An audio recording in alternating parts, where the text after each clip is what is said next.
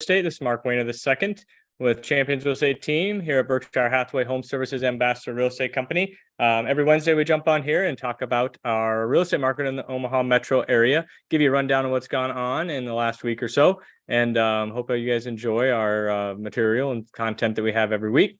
So our quick tip of the day. So most websites out there will have the mortgage calculator on it. Let me share our screen to our Champions Real Estate Team. .com. Here we go. A little technical difficulties there. There we go. Boop.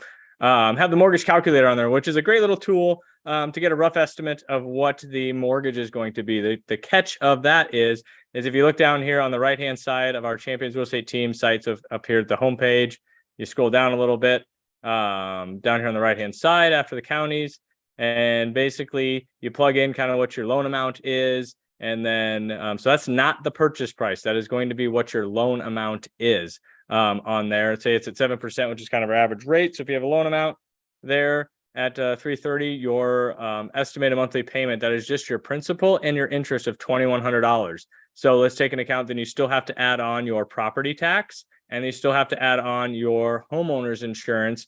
So, if property tax is $6,000, you divide that by 12, that's going to be $500 a month. That's going to be added to that. Let's see here, down here, $2,100, $2,195 is the number that's on the screen here, down here on the right-hand side. And then you'd have to add homeowner's insurance, let's say $2,000, $2,500, you're about $160, $170 there. So you're at a total of another $670 on top of that. So you're about almost $3,000 a month for a loan amount. So that's what you have to take into account. That's not your purchase price. That's your loan amount. So let's say if you got a $100,000 house, you're putting 20% down, your loan amount would be $80,000 on there. So as you take a look at that, so that's just one of those things. Make sure you understand how that mortgage calculator works. That's something I'm happy to go over with you, because a lot of times I have clients, sometimes they're looking at a house payment of $2,100.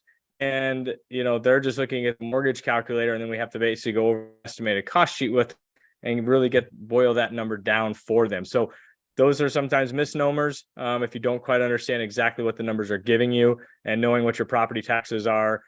Typically in newer subdivisions, so like new construction or homes that are in an SID, a sanitary improvement district, those are ones of those subdivisions that basically aren't annexed into the city of Omaha, or annex into a city.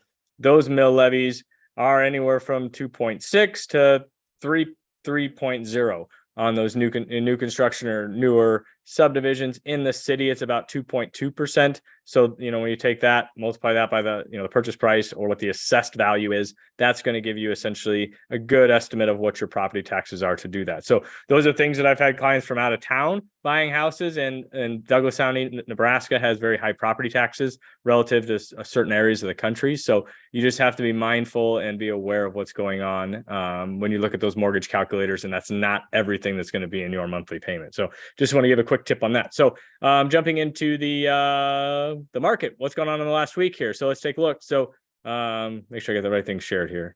Share. Okay. Sorry. So as we jump on here, so we had 560 new listings go live over the last week, 435 contracts written. So homes that went under contract went pending. And then we had 513 happy new homeowners. So the previous week we had, 406? So we're up 160 listings over the last week, and we're up about 40 or so new contracts written. So as we know, the previous week was 4th of July. Now everyone's like, hey, middle of the summer, let's get out there, let's find a house. Let's get our house on the market after the 4th of July, because sometimes if you list it during 4th of July, it's hit or miss out there. And I did list a house myself the week of before the 4th of July. We didn't have as many showings, but we got very strong offers. So the buyers that are out there, they know what they want. They want to buy a house, not really the looky-loos out there, just kind of seeing what's on the market, which is great. You can have 30 showings, but if you only get 3 contracts, doesn't really matter if you had 30 showings. You want to, as a seller, you want to make sure that those offers are strong for you. And from a buyer's perspective, going out there and getting those houses on those weekends that maybe aren't as busy can be favorable to you as well. So, and then we 513 new homeowners. So happy home ownership to them. So congratulations.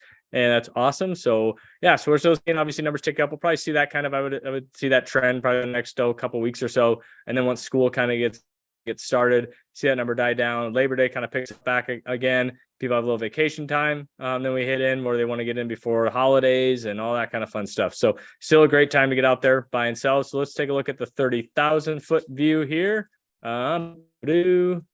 So here we go. So we got 30,000 foot view, Douglas, Sarpy County, or in Omaha and Lincoln MLS. So it's both cities. So there's only 2,400 homes exactly when I pulled the numbers just a little bit ago.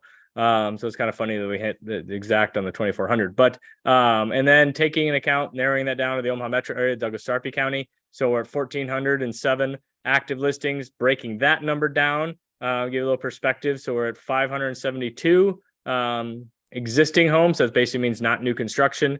And then we had 835 new construction listings. We've been hovering around that 800 to 850 for a while now. So they come in and go off back and forth. And our existing homes has been ticking up. We were down to almost 200, 300 at the beginning of the year. So which is great. It's getting back to a little bit, not necessarily a completely healthy market. We're still in a seller's market based on the months of inventory at 1.8. When that gets up to 3.0, that's when we're kind of at that 3 to 6 months of inventory is a neutral market, 6 and above is a buyer's market. So we're still in that seller's market. And then in certain segments of the market, that might even be lower. Because I know those that 250 to 300 in that kind of range, those things are quick. So we're probably even a little lesser month supply of inventory in that. Our average sale price, 330 out there in the in our MLS area, up about 6% or so from the previous year. So interest rates, took a look at those again today. We're about 7% on a conventional good credit, 750 credit score.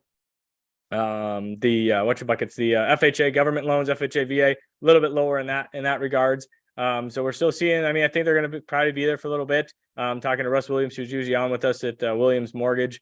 I think that's kind of where we're going to be at for a little bit. And I think buyers have kind of come to that conclusion as well. So, we're still seeing a lot of activity, a lot of houses going on and off the market, coming on, going off, like I've said before, one in, one out in that regard. So I think that's where we're going to be at for this near future. So, I mean, it's still a great time. I think our appreciation is going up. One statistic I did hear getting on the real estate investing side of it, one national statistic that I heard through one of the podcasts and things that I look at is that 50% less real estate investors bought houses in this first half of the year as they did the previous year. So there's not a lot of, from a real estate investment standpoint, used to be a couple of years ago, you're getting a lot of cash flow on the houses. There's a lot of deals out there. Right now, there's just more competition from home occupants, buyers that are buying the house to live in it.